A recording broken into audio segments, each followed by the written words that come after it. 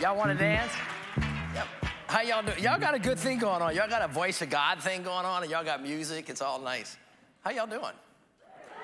It's good. Nice to see you. All you people that are virtual, it's nice to see you. Happy day. It's a glorious day outside. Y'all been out there? What the hell are we doing in here? Let's go. Oh, I shouldn't say hell, huh? I work for the White House. I can't do that anymore. It's nice to see y'all. My name's Mitch Landrieu. I am the senior advisor to President Biden and the Infrastructure Implementation Coordinator. It's a long title. My job is just to kind of get it done and build stuff, essentially. I'm thrilled to be here with you guys. Michelle, it's nice to see you, and David. And it's great to be here with Results for America. I don't think my city was the first city, but we were close to the first city. We were in the first group when Results for America was just born, and they were trying to find somebody to help figure out what to do with data and innovation. And I had just taken over a city that had gotten beaten to death by Katrina, Rita, Ike, Gustav, the national recession, the BP oil spill. Whew! It's like, when are the locusts coming? And the truth of the matter is, when I took over the city was literally, it was bankrupt. I could have functionally taken the city into bankruptcy. We had, as you know, Katrina hit. It killed 1,800 of our brothers and sisters. It destroyed 250,000 homes, hurt 500,000. Everything had been underwater for 17 days. If you were underwater for 17 days, you would be hurt. You would be all wrinkled up. Your bones would be breaking. And that's the same thing that happened with the city. The city, when it was underwater, it crushed everything that was underneath it, the pipes. So the sewer, the water, the drainage systems were bleeding 40% of the water. All the libraries were gone, literally 17 feet of water. We had to rebuild all of that stuff. And my city didn't have any money. But I had a group of people that lived in that city that never say die, that are actually celebrating the Jazz Fest this weekend. That's why all of you should live in New Orleans. I'm not saying where y'all live is not fun, but New Orleans is a fantastic place. There is a spirit that people have when their life is at risk. You see this in the Ukraine right now. You see this when people survive devastation and they have to go back and rebuild their homes, and folks say, why do they live there? It's because they're home. That's where their heart is. That's where their family is. And it's the only thing that they have. And so they start to work, and they start to do the most amazing and unbelievable things. And when you run a city like that that's in financial distress, you have a federal government that at the time wasn't helping. This is 2005, 2006. You have a state government that's struggling. You have a city that's bankrupt. What do? You find friends. You ask for help. You try to find people that are smarter than you. You innovate. You think about all this kind of stuff. And when I took over, I was blessed because I was just reaching out for as much help as I could find and asking people to sacrifice themselves to come into this city so that other people can have a better life. Results for America showed up and said, hey, we have this idea. They showed up next to the Bloomberg Innovation Team. They showed up next to a new group with the Rockefeller Foundation called Chief Resilience Officers. And I was just trying to grab the best and the brightest, which you represent in the country. And the idea was pretty simple, is that you really can't manage it if you can't count it. If you're not innovating, if you're not trying to break down barriers, if you're not trying to do it a different way, if you're trying to do the same thing over and over and over again and to get the same result, I'll tell you a little story about that at the end, then you might want to think about doing something different. And one of the things that we thought was important is to learn how to count and to learn how to use data. Because when you use data and you can count, you can see things in a different way that you may not have been able to see before, because you have come to notice by now in the world that you live in, most of us human beings don't like change. Most of us human beings want to do the same thing that we've always done because we're comfortable. And most of us, when something breaks, want to put it back the way it was. That's kind of what we want to do. Well, maybe that's not the best thing to do. Maybe what you want to do if something's broken is ask yourself what it was like before it broke and ask yourself if it was perfect. And if you had a chance to put it back, would you put it back like it was? Or would you put it back like maybe it should have been if you would have gotten it right the first time? And if you were going to do that, then you would say, well, what kind of tools do we need? And what's changed in the world since that thing was built? And how can we actually do it better? And this is hard because this is not a matter of just function. It's not a matter of just process. It's getting into the soul of the people and saying, who are you? What are you? What do you want to be? How did you get to be how you are? Would you like to be different? If you're willing to be different, would you sacrifice what's necessary, and would you do the things that are required in order to do better? Now, most of us in government, and by the way, all you folks that work in government, thank you so much. The world cannot live without you, and if there was ever a time when you need it, it's like right now, because we're about to lay it down. You got to start thinking about, are you seeing what you think you're seeing? And so in the city of New Orleans, we had to kind of figure out at the time, you know, we don't have a lot of money coming in. We've got to reduce the size of government. If we're going to do it, how do we do it in a way so we can grow back? You know, and am I doing the right stuff? Am I doing the wrong stuff? Why am I running a health department where we're providing primary health care services when the hospital can do that? Shouldn't we be outsourcing that? I don't know. How many ambulances do I have? Where are they going? How much time are they waiting at the hospitals? Where are my firehouses? All this kind of stuff. So you guys helped us start counting all this stuff in the city of New Orleans. And there's actually a case study. I don't know if you guys saw it, but it's in 2018. It is about our emergency medical services, where we started to say, gosh, I don't have that many ambulances, and the wait times are really long, and the response times are long. Why is that? You know, and what can we do to do it better? The short story to this, and I'm not going to go into the whole thing, is when we started thinking about, well, who are the people that are calling? Where do they live? I know this sounds kind of simple when you look back on it. Where do the ambulances happen to be when they're called? Where are they dispatched from? How long does it take them to get there? Wouldn't it be a good idea if we actually every morning put our ambulances closest to where most of the calls come from? And as a consequence of that, the response times got a lot shorter, and a lot of people got to the hospital a lot quicker. That came from Results for America. That's one of the things that you guys did. When that happened, somebody started saying, well, you know what we noticed when we get to the hospital is that there's wall time. Now, I had never heard what wall time was. It was new to me. Y'all do this to principals all the time. You tell them things that they don't understand, and they're afraid to tell you they don't know, so they act like they do, and then everybody's in the dark for a long time. I would encourage you to ask questions. So I said, what is wall time? And they said, wall time is when you go up to the emergency room and you bring them in, and they don't have a place for them in the hospital because there have been too many shootings that night, or there have been too many car crashes, and they actually have to sit on the wall until there's a time for them to get in there because there are not enough doctors. And I said, can we start counting wall time? Yeah, let's do that. So we started gathering data about wall time. We fixed that problem. Then we said, wow, that's a great idea, counting stuff so we can see it. Why don't we do that with where the firehouses are? Now, if you ever want to get in a fight with anybody in the community, tell them you're going to move the firehouse out of their neighborhood. Not a very easy political thing to do, because you know why? Those firemen, who are all great, are in that firehouse in that neighborhood, and they know everybody there. And if you go in seniority in the fire system, you kind of know where the good firehouses are. So this culture develops, and plus something's been there forever. But maybe all of a sudden the world has changed, and building codes have changed, and neighborhoods have changed, and the locations of those fire departments, those firehouses, are not exactly where all of the fires are. It's an excellent question. So I ask a lot of questions. Well, how many fires do we actually have in New Orleans in 2010? No, don't tell me that. Tell me how many we had in 2000. And now tell me how many we have in 2010. And better yet, can you tell me where they are? Well, we don't know, because we never really tracked that data. I said, I bet we have it. I bet it's downstairs in somebody's box someplace. It's probably on paper. Can y'all go look it up and put it on that thing called a computer, actually start running data sets and actually come back to me? And of course, you know what we found out? That is, like in 2000, I'm generalizing there because I don't remember the numbers. They were like, so let's say 1,500. And then now they're only 300. And by the way, they used to be in these neighborhoods, and now it's in this neighborhood because building codes had changed, right? People started getting smoke detectors, et cetera, et cetera. And so then we started thinking about, well, where should we put the firehouses? And when we started thinking about that, we started thinking about, well, actually, are there ways to prevent fires from happening? And shouldn't that be something that firefighters do rather than just responding to fires? So then we came up with a plan based on that to actually have firefighters go around and give away smoke detectors, because smoke detectors save people's houses, and they're preventative. They're not just remedial. And so that changed too. And so we began to use data to actually direct how the city works. And as a consequence, in the city of New Orleans, we do this all the time now.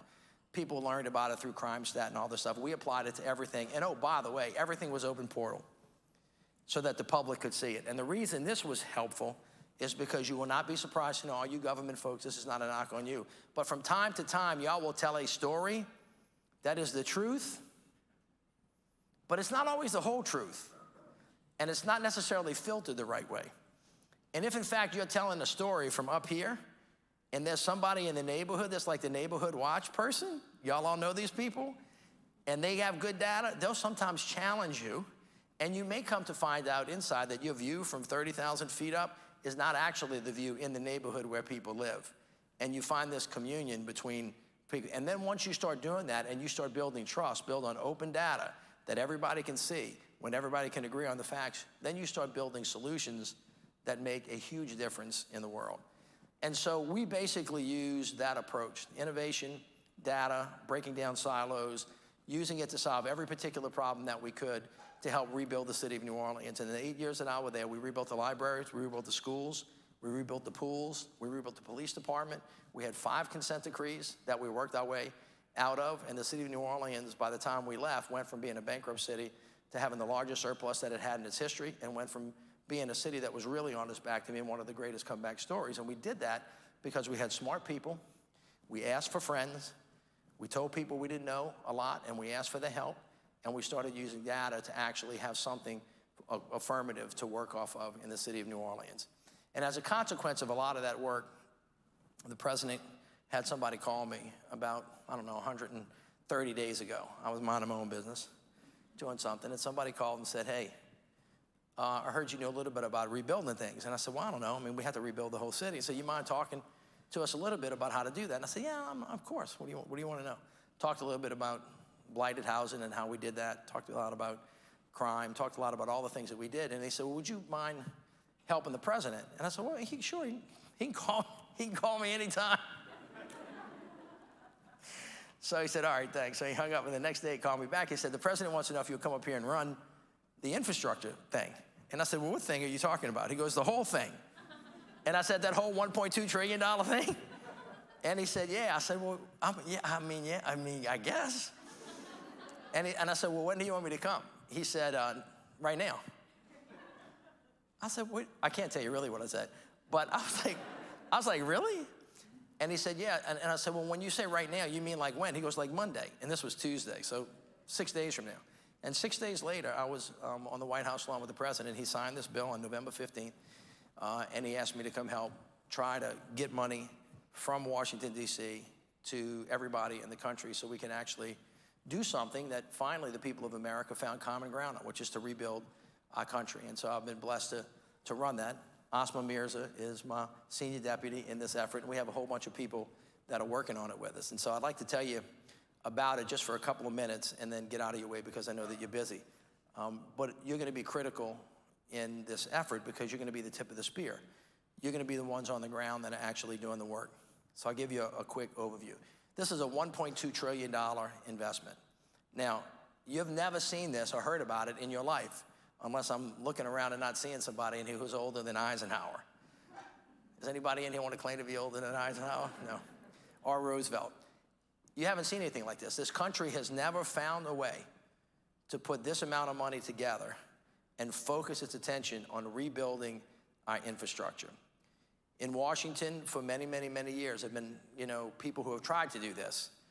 As you know, they don't always get along right down the street, and they tend to argue sometimes about what time it is. Did y'all hear that? I said that too fast. But they found a way. The president put together a bipartisan coalition of legislators, and they came together to say, you know what, we understand that if we don't rebuild, if we don't invest in ourselves, then we're not going to be able to compete internationally. We're not going to be able to be prepared for the 21st century. But the president was intent on using the power of his office to do just a couple of pretty simple things. Bring the country together, get us to focus on common ground, and to put us in a position to win the 21st century. That's what this bill is about. And it's wrapped around the subject of infrastructure. And on the definition of infrastructure, it is roads, it's bridges, it's airports, it's ports, and it's waterways. I'm going to stop there for a second because that's just half of the bill, okay? But the important part is all that half is going to be run by the Department of Transportation and Development. So the money's going from the state fisc to the Department of Transportation and Development. I'll tell you about what happens to it after that in a minute. The other half of the bill is based on this idea that knowledge is the great equalizer. And the president's about to level the playing field. Because if you don't have access to knowledge, you can't play. You can't participate, you can't win, you're going to get sick, and you're going to die. That's why he thinks everybody in America ought to have access to high-speed internet. So I want you to think about this because everybody in this room, I'm not trying to bust y'all, But you take for granted that you can pull that little thing out you have, or go home and get on this thing, and that you're good to go. I want you to imagine not having it. During COVID, when you're home and you're supposed to have meetings with people that you can't see. I want you to think about that for a second.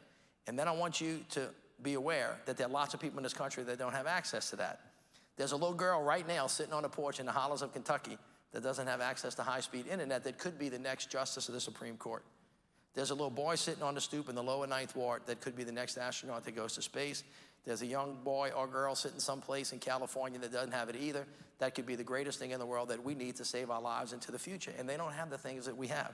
The president said, I want to see everybody. And so he wants to expand high-speed internet to everybody in the country. He also understands that the world is changing, and we are electrifying our economy. Climate change is an existential threat. We need to get ready for it. Everybody in this room, to the extent that you're going to drive, in a reasonably short period of time, we're going to be driving a battery-operated vehicle. It could be 5 years, it could be 10 years, it could be 15, but this is the horse that has left the barn that is not coming back again. Every major automobile manufacturer in America, including Tesla, has committed to this purpose. And so we're changing that. And if that is true, then all of a sudden people have to have a place to plug in. So we got this real practical thing going on, which is that we have to lay down 500,000 electrical vehicle charging stations across America. That's another piece of the bill. A third piece of the bill is to say, well, if we're going to move with climate change and we're going to try to find new sources of energy, how are we going to do that? We're going to build an entire new Department of Energy that's going to start innovating around the ideas of how to do new stuff and find new stuff and how to actually do the things that are necessary, which takes your mind to, how do you make a battery? Who knows how to do that? Where do you get the stuff from to make batteries? Oh my gosh, there's this thing called lithium that everybody needs. Where's the lithium? It's not here right now where we can get it. Where is it? It's in China. Ooh, so it's other places. Well, are we good friends with them? Not all the time. Well, can we get lithium from here? Yeah, we can. Where is it? We're going to go find it. Who owns the land? We're going to talk to them. How are we going to get it? And when we take it out of the ground, who's going to process it? Who's going to refine it? Who's going to turn it into something? Who's going to manufacture the battery? You begin to understand the breadth of what needs to happen. So a whole piece of that is coming out of the Department of Energy. And then there's a piece of this that's really simple. Our baby girls and boys don't need to be drinking water with lead in it, coming out of lead pipes all over America, that basically ruins their brain, stunts their growth, and makes it hard for them to grow into full-bodied human beings. And so the president wants everybody in the country to have clean air and clean water, not just lead pipes, but with PFAS.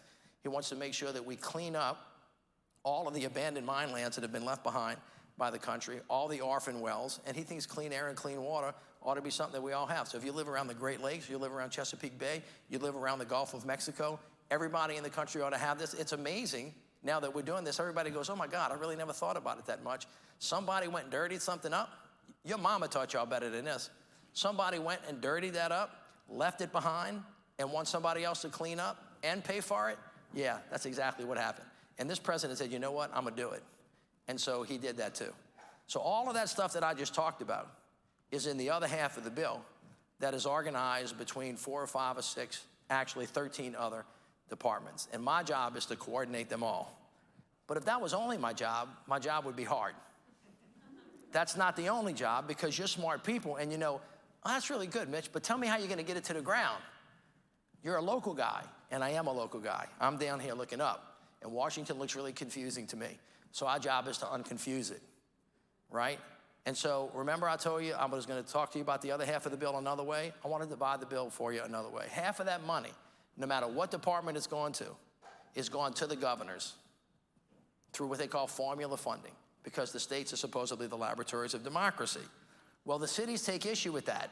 They think they're the laboratories of democracy and innovation and change, and that's great, because they all are.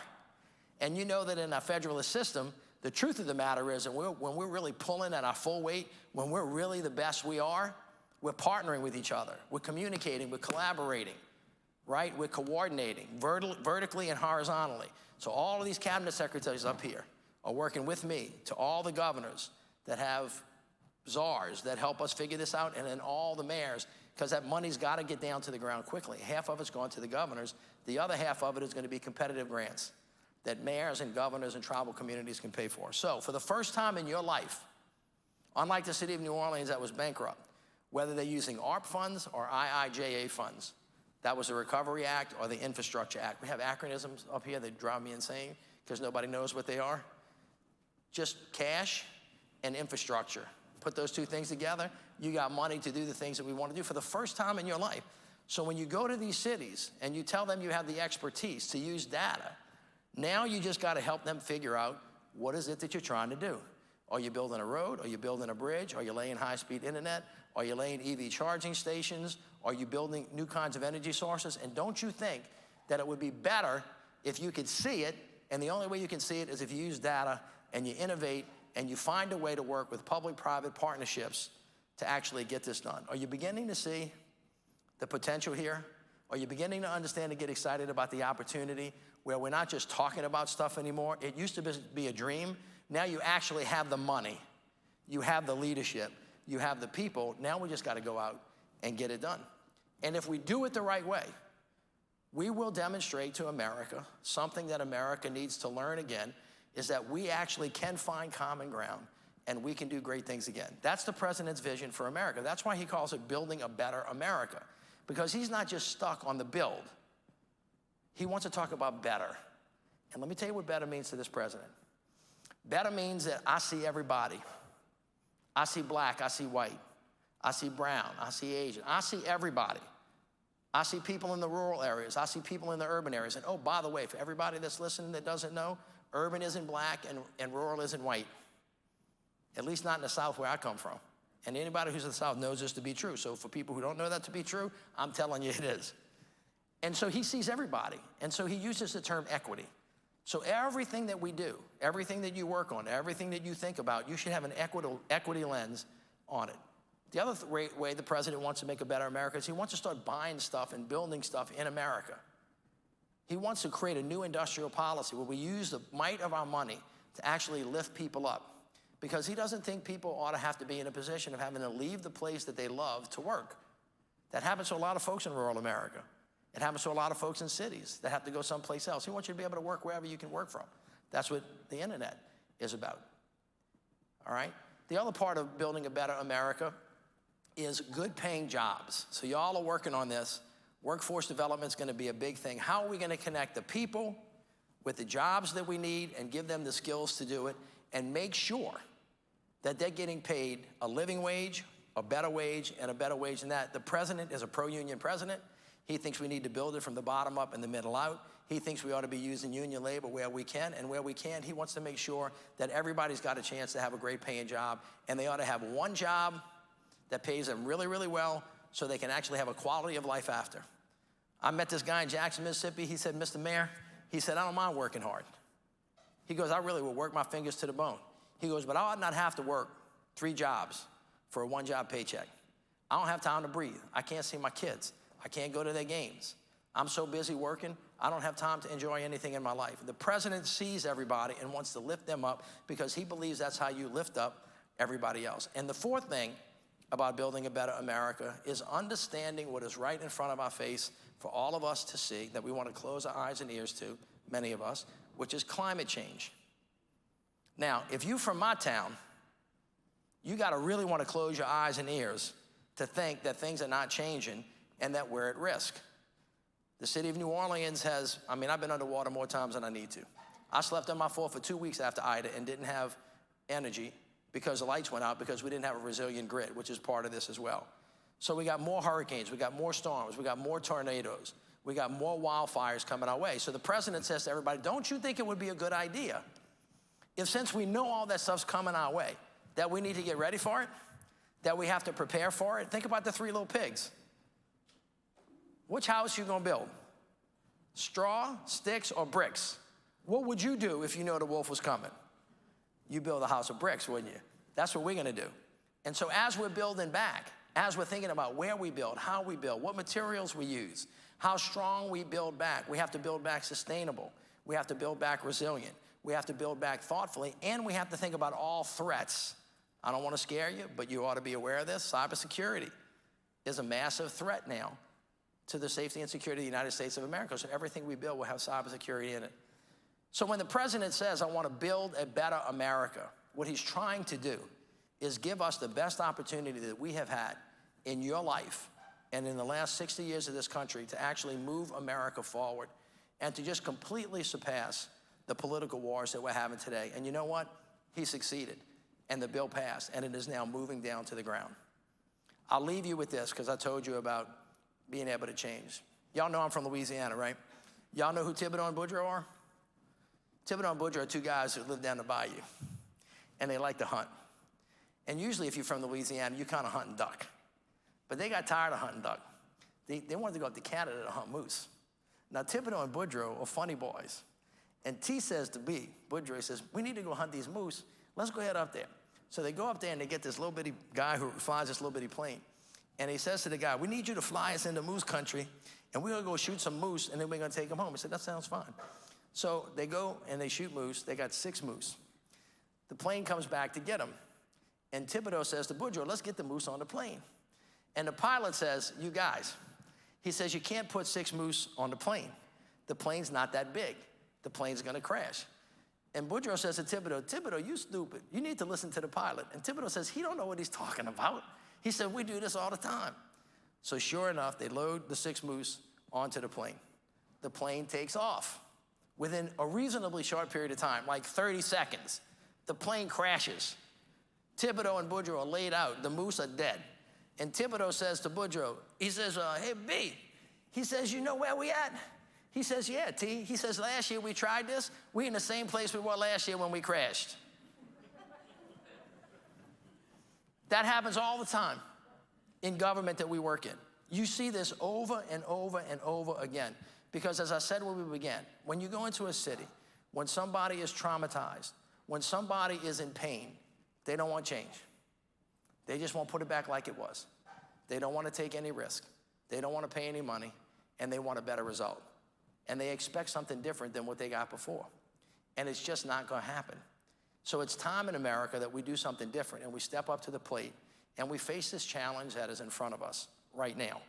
And that challenge is, can we in America find a way to do bigger things and better things? The president believes we can. That's why he wants you to help him build a better America. And that's why he needs you to be the tip of the spear and do the thing that you know better than anybody else in the country, because you're doing it right now, and you've been doing it for 10 years. And that's why Results for America and you guys are going to lead the way, and the president's thankful for it. Thank you all so much. You guys have a great day.